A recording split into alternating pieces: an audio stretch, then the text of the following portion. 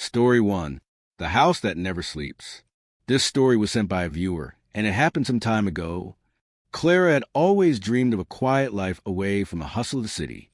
After a painful breakup, she found the perfect getaway, an old house nestled in the countryside, surrounded by towering trees and endless fields. The price was too good to pass up, and the place had a certain charm to it, despite its age. Clara was ready to leave behind the memories of her broken relationship and embrace the peace she hoped this house would offer. The first night was everything she had hoped for. The house was silent, save for the occasional creak of the wooden floors. She spent hours unpacking her things, carefully arranging everything just the way she liked. It wasn't until the clock struck midnight that the first strange thing happened.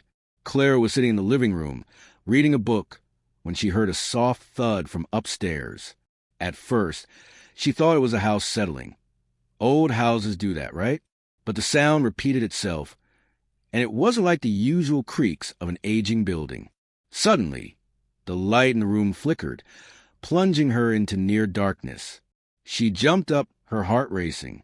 The faint sound of footsteps echoed from the hallway above her. Clara froze. The house was empty. She was the only one here. She slowly made her way up the stairs, her footsteps barely audible on the old carpet. As she reached the top, she noticed something out of place. The door to the attic was slightly ajar. Her pulse quickened as she approached it. She didn't know why, but something was pulling her to the attic. With a trembling hand, she pushed the door open, revealing nothing but dusty old boxes and a faint smell of mildew. But as she turned to leave, she caught sight of a journal, buried beneath some old clothing. She hesitated for a moment before picking it up, flipping through the yellowed pages. She discovered it was the personal diary of the house's previous owner. The last entry in the diary made Clara's blood run cold. The house doesn't let you sleep. It never lets you leave. Beware the whispers. Her breath caught in her throat as she looked around, the air suddenly thick with tension. A voice echoed softly in her ears, too quiet to make out the words, but unmistakably there. Clara turned, her heart pounding. The room behind her was empty, but the sensation of being watched grew unbearable. And then, from the corner of the room, a dark figure appeared in the mirror. Clara couldn't shake the feeling that she wasn't alone in the house. The first few days passed in a haze of confusion and unease. The whispers came at night, soft and unintelligible, and sometimes, when she passed by a mirror or a window, she swore she saw something move in a reflection. But when she turned, nothing was there. The days stretched on, and Clara's sleep became more and more restless. She'd wake up with the feeling of someone standing beside her, only to find the room empty. Shadows seemed to flicker in the corners of her vision, and every creak and groan of the house filled her with dread. It wasn't just the strange occurrences that were unsettling. It was a constant, gnawing feeling that the house itself was alive, watching her, waiting for her to slip up. One night, as Clara sat reading in bed, the temperature in the room suddenly dropped. A cold breeze swept through the room, and she shivered, wrapping herself tighter in the blankets. The whispers returned, louder this time, and Clara recognized her name being spoken, softly, pleadingly, as if someone were calling out to her. She bolted upright, her heart thumping in her chest. Her eyes darted around the room, but everything was still. Just as she was about to lie back down, something caught her eye, movement in the corner of the room. A shadow, twisting and bending unnaturally. It seemed to take shape, its form becoming clearer by the second. A figure, dark and contorted, stood at the foot of her bed, its hollow eyes fixed on her. Clara gasped, scrambling back against the wall. The figure remained motionless, but the air around her seemed to pulse with malevolent energy. And then, just as suddenly as it had appeared, the figure vanished. Behind the house, Clara couldn't take it anymore. The constant fear, the sleepless nights, the strange visions that haunted her every waking moment. It was all too much. Desperate for answers, she decided to search the house for any clue that might explain what was happening. As she combed through the attic, she found a hidden compartment in the floorboards, concealed under a layer of dust and debris. Inside, she uncovered a collection of old photographs, each one showing a different family standing in front of the house. But in each photo, the people's eyes were wide open as if frozen in terror. One photograph, in particular, caught her eye. It was an image of a woman standing alone in front of the house. Her face was pale, her eyes wide with fear. Clara's heart skipped a beat as she realized it was the same woman who had appeared in the mirror. The house, Clara learned, had once been home of a family that had dabbled in dark rituals, trying to communicate with the dead. But something went horribly wrong. The spirits they called forth didn't want to leave, and the family was cursed to stay in the house forever, their souls trapped by the very forces they had unleashed. The house was alive, feeding on the fear of anyone who entered, ensuring that no one could ever leave. Clara's attempts to flee were in vain. The doors wouldn't open, and the windows were sealed shut. The house had already claimed her, just as it had claimed the souls of the family before her. Her reflection in the mirror twisted, her face growing pale and hollow, her eyes wide with terror.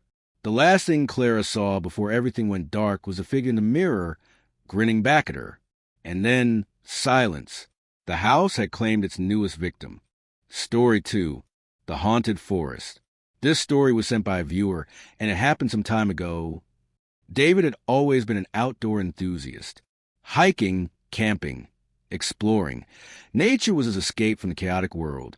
When his girlfriend, Sarah, suggested a weekend getaway to a secluded forest, he was excited to disconnect from the stress of their daily lives. The forest, known for its eerie legends and rumored hauntings, was a perfect place for them to spend time together in peace. When they arrived, the forest seemed peaceful enough. The sun shone through the trees, and the air smelled fresh. They set up camp near a small clearing, the sound of birds singing in the background. As the day passed, they joked about the strange tales they'd heard, the forest being cursed, people who went missing, and eerie whispers at night. David laughed it off, dismissing it as just local folklore. But as the evening drew closer, the atmosphere shifted. The wind picked up, rustling the trees in a way that made the sounds feel unnatural. The light started to fade, and the dense forest became more foreboding. They sat around the campfire, talking softly, when they both heard something, a distant crack of branches breaking. It was too far away to be an animal, but neither of them spoke. They stared into the fire, both sensing something wasn't quite right. That night, as they tried to sleep in their tent, Sarah woke to the sound of faint footsteps outside. She froze, listening intently. David was still asleep beside her, unaware of the growing tension. Sarah's heart raced as the footsteps grew closer, until they were right outside the tent. Then a whisper, barely audible but unmistakably clear, came from the dark. "Come outside." Terrified, Sarah shook David awake, but when he opened his eyes, the footsteps stopped. The air grew still. He brushed it off as a wind, but Sarah couldn't shake the feeling that they weren't alone. She lay awake, her eyes wide open in the dark, listening to the occasional rustling from the trees. The next day, things only grew worse. As they ventured deeper into the forest, trying to find their way back to the main trail, Sarah began to feel as though they were being watched. She mentioned it to David, but he only chuckled, saying she was letting the stories get to her head. By late afternoon, they had wandered far off the beaten path. The trees seemed to loom larger, and the forest grew denser, blocking out most of the sunlight. They couldn't find their way back, and the thick canopy above made it difficult to get any sense of direction.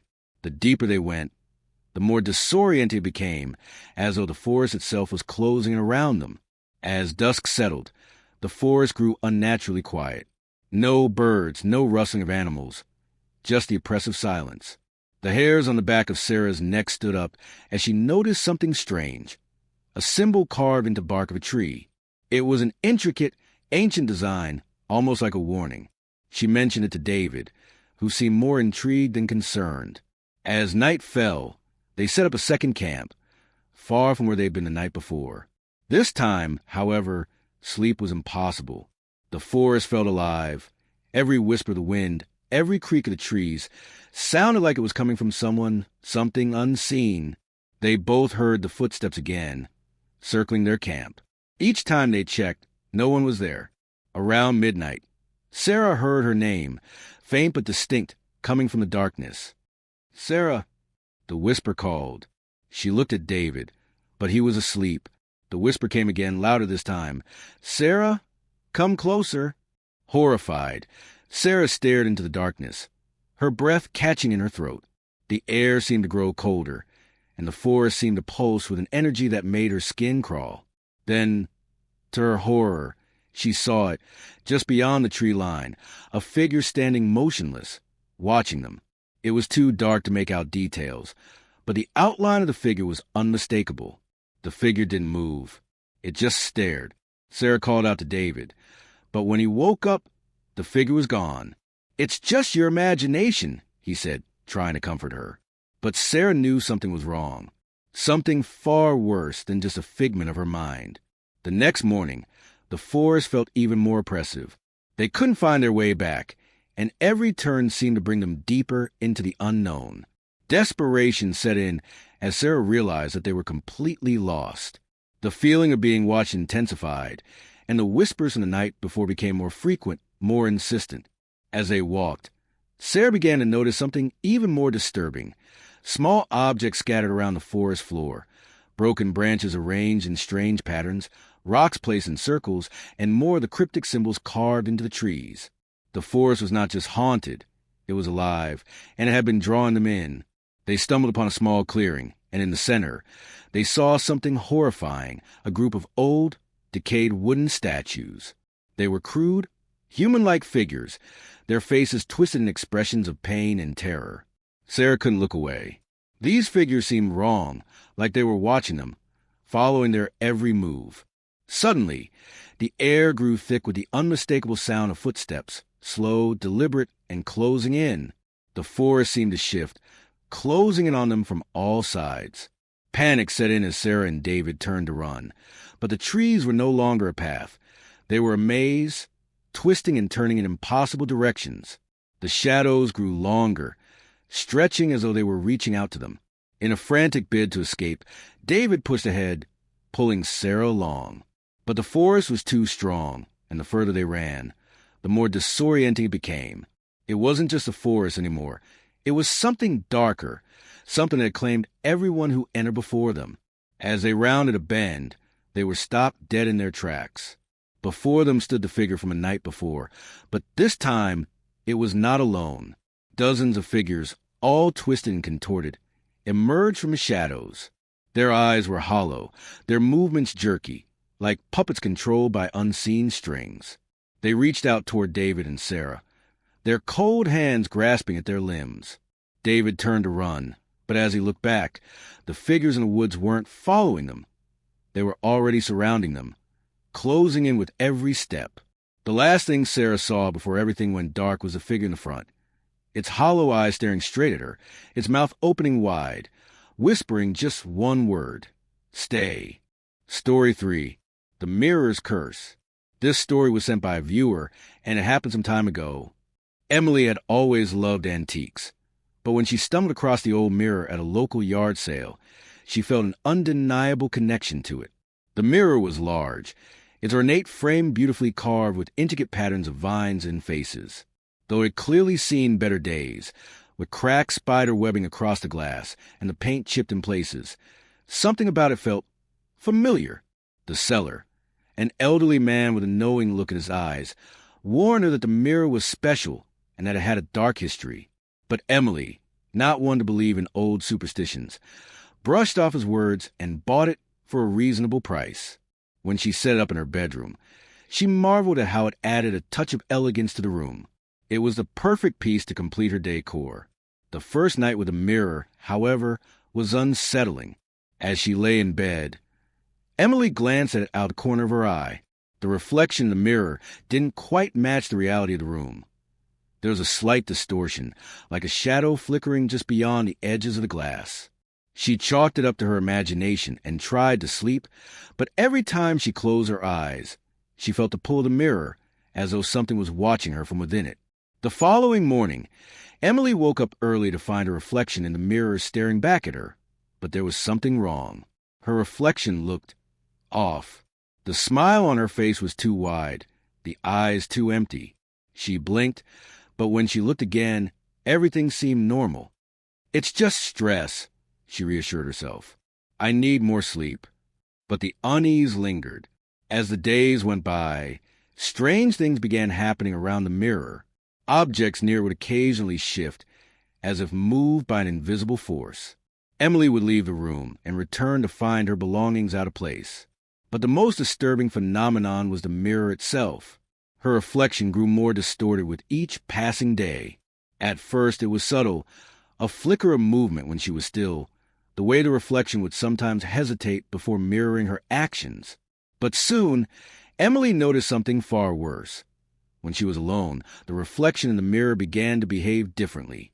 One evening, after returning from work, Emily stood in front of the mirror to adjust her hair. The reflection didn't move as she did. Instead, it just stared at her, the eyes following her every motion with an intensity that sent chills down her spine. The reflection's smile had stretched unnaturally wide. She stumbled back, heart pounding in her chest. The mirror was still, but the air in the room felt thick, oppressive. That night, Emily couldn't sleep. Every time she closed her eyes, she felt as if the reflection in the mirror was closer, like it was trying to reach out to her. Desperate for answers, she began to research the mirror's history and uncovered a horrifying truth. The mirror had once belonged to a wealthy family in the 1800s, and it was rumored to be cursed. It had been used in occult rituals. Rituals meant to trap a soul within its reflective surface. The family who owned it had all mysteriously disappeared, their bodies never found. The last known occupant had written in a journal that they could feel the mirror calling to them, begging them to step closer. Emily's heart sank as she realized the truth. This mirror wasn't just a piece of furniture. It was a gateway to something far darker. The strange occurrences grew more intense, and Emily's mental state began to deteriorate. She became obsessed with the mirror, unable to stop staring at her reflection. The figure within it was no longer just a distorted version of herself. It had begun to move on its own, making faces at her, mocking her every move. She could hear it whispering to her, calling her name softly in the dead of night. One night, Emily stood before the mirror, unable to look away. The reflection grinned at her, and for the first time it spoke. "Come closer," it whispered, its voice an eerie, cold echo. Emily's heart raced, but she couldn't move. She was paralyzed, trapped in the gaze of her own reflection. The whispers grew louder, more insistent, and Emily felt herself stepping forward, as if her body was no longer her own. Her fingers brushed against the cold glass, and as they made contact, a shock ran through her.